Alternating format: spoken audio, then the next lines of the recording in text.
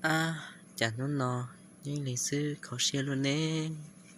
Sĩ mới dạo, tôi không gì, mới xí xo.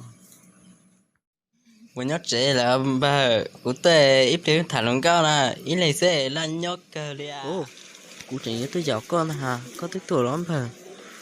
Tôi là trẻ, lo ít đi, thả luôn con.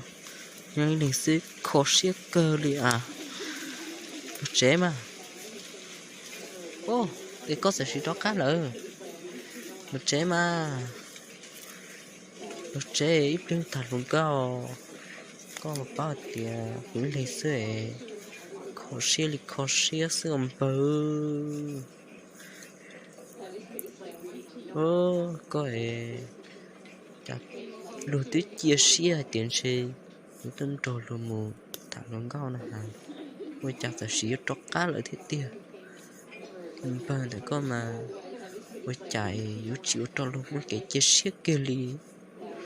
Ô, bà ơi. Liệu có một con là chơi của cha mà không nói. Wow, sao hai lý cơ mà, cô chỉ nhớ đòn non à. Ôm bờ, ôi chạy, con nhớ được có xe, có chỉ khi họ trâu được có trẻ cô luôn thế nào. Cô ấy chỉ nhớ được to có xíu nè, chắc có phê luôn. Ô, thôi gì ông bờ, tôi giờ cô xa đến chơi, có khía muốn tệ nè hả, cô thích trẻ có xíu, thôi gì ở lo sao.